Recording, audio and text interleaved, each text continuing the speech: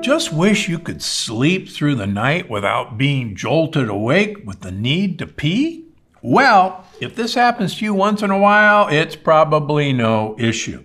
But today, we're going to discuss why this might be happening on a regular basis, either every night or several times a night.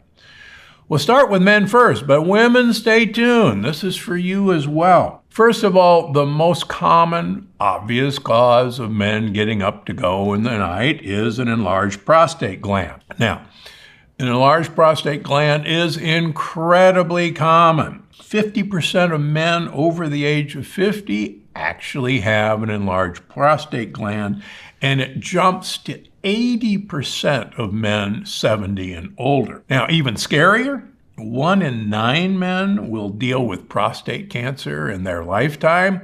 We recently heard about this happening to King Charles and notoriously to our own Secretary of Defense.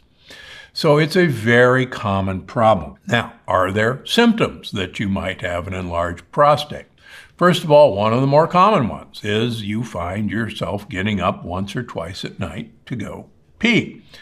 The other, maybe not so obvious, is that it takes you a while standing there to get your stream started, and you have to wait and think about it. The other thing that's incredibly common is if you have an enlarged prostate, you actually don't completely empty your bladder. Now, here's a trick that I've learned from my urology colleagues right down the hall from my office in Palm Springs, is that once you finish, go do something for 10, 20 minutes, and then come back and try again. You'll notice that you'll have actually quite a bit of urine in your bladder. And particularly if you're planning on making it through the night, men, go to the bathroom about 20 minutes before you plan on going to bed, and then do it again right before you go to bed. But one of the things that you're not going to believe me about is that an enlarged prostate is not something that is normal as you get older. I'll say that again. It is not normal to have an enlarged prostate as you age. And there is now significant, impressive evidence that prostatic hypertrophy, prostatic enlargement, is actually due to leaky gut, to intestinal permeability, to literally bacteria and bacterial particles going directly from the rectum to the prostate. They sit right next to each other, and that inflammation in the prostate is what causes prostatic hypertrophy. Now, I'll give you a personal example. I used to have an enlarged prostate, but when I started on my program, miraculously, my prostate shrunk. Miraculously. Well, it's not miraculous at all. I stopped seeding my prostate with bacteria and bacterial particles, LPSs. And the inflammation that accompanied that died down. So I'm approaching my mid-70s now, and I don't have an enlarged prostate, and I don't have to get up at night. So think about that the next time you get up at night and are bothered by that. Maybe, just maybe, changing your diet and eliminating leaky gut is just what you're looking for. Now, how do you deal with this? Well, the easiest way is to get my new book, Gut Check. It gives you the whole plan of stopping leaky gut. Or you can come and visit at episode 164 right here with Dr. Mark Stengler's conversation, who gives great advice on how to deal with an enlarged prostate. Are there supplements that can help?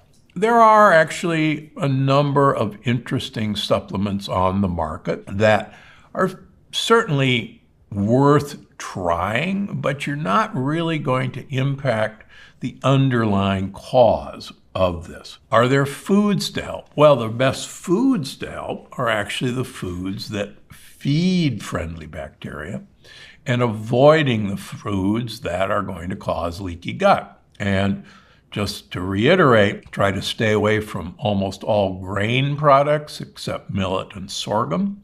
Try to stay away from beans unless they're pressure cooked or fermented the appropriate way. Try to stay away from the nightshade family of vegetables. Potatoes, eggplant, tomatoes, bell peppers, goji berries, or peel and deseed them, or ferment them. And women, I haven't forgotten about you. Women do feel a need to pee in the middle of the night. Now, in my practice, I actually see a lot of women that have irritable bladder. And there are various theories about what causes irritable bladder. And obviously, the first that comes to mind is an acute or a low-grade urinary tract infection, a UTI. Now, where UTIs come from has been changed, subject to debate, with the discovery of the human microbiome. For years, we were convinced that most urinary tract infections came from either honeymoon cystitis, and one does not need any imagination to imagine where that comes from. But number two, most women were blamed for wiping the wrong way, wiping up rather than down. But in fact, most urinary tract infections have now been traced to particular strains of E. coli, which are prevalent in factory-farmed chicken. Now, how in the world is that possible? Well, I told you, women, that pay attention to what was happening to men. The E. coli that you eat colonize your rectum, and they have a direct shot from your rectum to your bladder, and they set up shop inside your bladder.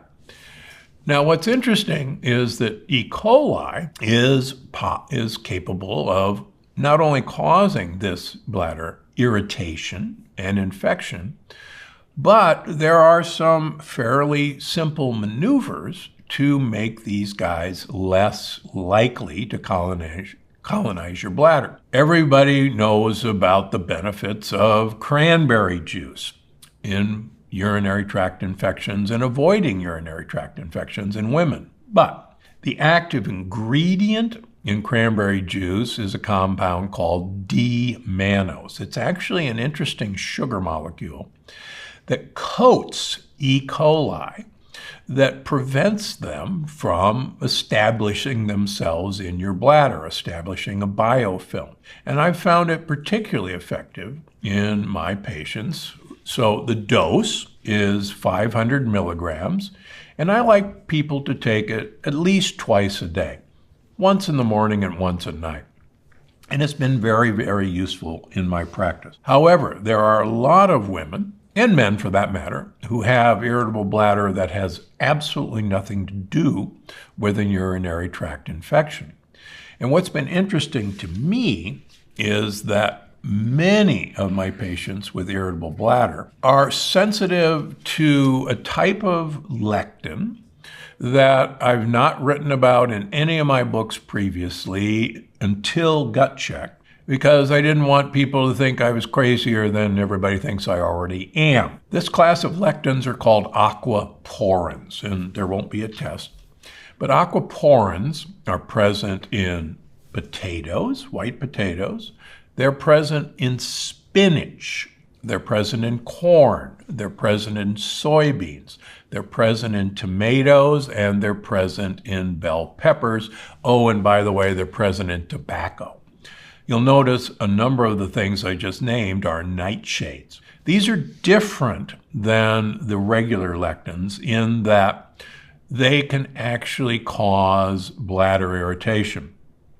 And one of the surprising things is that a number of, particularly my female patients, they're big-time spinach eaters or French fry eaters or baked potato eaters, and they love their tomatoes. So this is another reason to be on the lookout for these culprits. Now, bad news, with regular lectins, you can peel and deseed these particular nightshade family and eliminate most of the lectins. But unfortunately, the aquaporin is in the flesh. And so for you folks, I want you to actually get rid of your peeled and deseeded tomatoes, your peeled and deseeded peppers, your tomato sauces that are peeled and deseeded, your tomato paste, and just see if that makes a difference. I think it might surprise you. We've had some really good success with this in our female patients. I know you want to have your spinach salad, but if you have an irritable bladder, try this trick. Get rid of the spinach for a while. Get rid of your French fries for a while and stop eating popcorn. Now, if none of these signs are your issues, here's what else can be happening. People who have congestive heart failure or who have swelling in their feet or their lower legs, one of the things that happens when you lay down is that all that fluid gets reabsorbed from your feet and legs, and it's pumped back to your heart because you're now flat. And your heart has to dispose of all that extra fluid, and it hits your kidneys. So if you have swelling in your lower legs, that's usually the culprit. One of the things you can do early in the evening is stretch yourself out on a couch while you're watching TV. Or better yet, do exercise snacking where you just do some jumping jacks or dance to a music for, 2 to 3 minutes and pump that extra fluid back to your heart before you go to bed. Now, the second thing that happens is a great number of us, unfortunately, drink a lot of water or drink alcohol for dinner or late into the evening. And that water has to go somewhere. And so first things first, don't have that glass of water before you go to bed.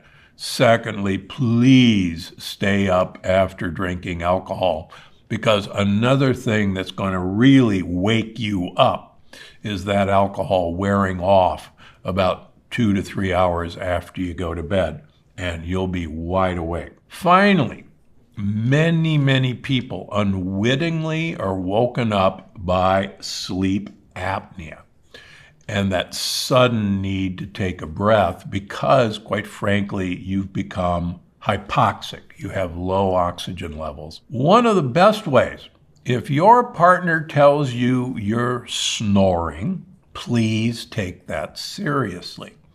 That snoring is not normal. Get yourself an Aura ring, which I have on here. They're relatively affordable. I have no relationship with them, except I'm a big fan and an early adapter. And Aura rings can actually watch the number and report the number of times you have episodes of drop in oxygen saturation on your nightly report. And if you see that as a common occurrence, or if you see that that episode correlates with you waking up wanting to go to the bathroom, then it's time to get a sleep apnea study. And they're actually easy to obtain. They can even be done now at home. You don't have to be overnighted in a sleep apnea center. So, last, any other tricks? Well, Dave Asprey recently mentioned using raw honey or MCT oil to help. I certainly haven't seen that in my practice, but I'm not a huge fan of raw honey in the first place because, sorry, it's still fructose. Does it have some interesting prebiotics and possibly probiotics? Yes, it does. But I think the benefit outweighs the risk, or the risks outweigh the benefit. Again, try D-mannose, particularly if you're a woman, and see what happens. Okay, now I know what you're saying. I just wake up at 2 to 3 o'clock every morning, and it has nothing to do with needing to pee, and I can't go back to sleep. And I hear that all the time from a lot of my patients. First of all, once again, please, please, please do not have a heavy meal or drink alcohol and then go to sleep. It's nearly a guarantee that you'll be up in 2 or 3 hours. Many of my patients are woken up with heartburn or GERD, and that's what wakes them up. One of my tricks, and remember I was a cardiothoracic surgeon for most of my career, and we operated on people with GERD, heartburn. And one of the things that we learned very early is we could prevent a lot of heartburn and GERD by having our patients sleep on their side, their left side. Now, what happens when you sleep on your left side is you trap a lot of air in the top part of your stomach called the fundus, and it actually pushes up on your left diaphragm. And it's actually one of the main causes of hiccups, by the way. But if you sleep on your left side, that air is basically forced out of your stomach in the form of belching or burping. And that air no longer is going to actually push contents out of your stomach. Now, how do you sleep on your side? Well, get yourself some big pillows and put one behind you and one in front of you. There are actually devices, pillows that you can buy on the internet that force you to sleep on your left side. Finally, get yourself a lot of dogs. We have 4 dogs on our bed, and invariably 1 or 2 of the dogs luckily lean against my left side, my backside, and kind of force me onto my side. Lastly, I should mention, get yourself dogs that don't want to get up in the middle of the night to go pee. That's a very important consideration that I'm still trying to teach my rescue dogs to do. Finally, listen to your spouse or significant other. If they tell you you're snoring, take that seriously and get yourself a test, because that, quite frankly, can save your life.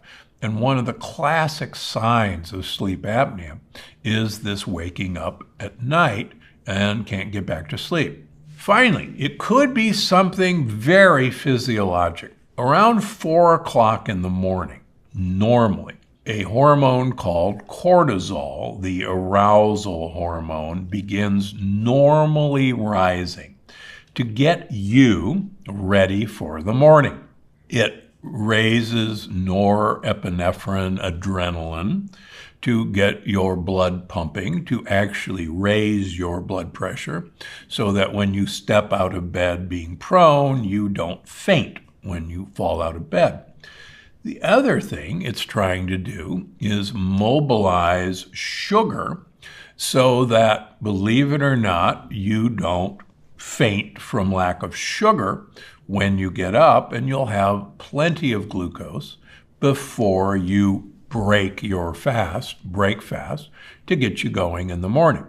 And sometimes it's just a simple sleep process that is entirely normal. One of the benefits of having dogs is that they will usually get you up around sunrise. And quite frankly, my wife and I get up about 5 o'clock in the morning, because that's the time to get up if you have dogs.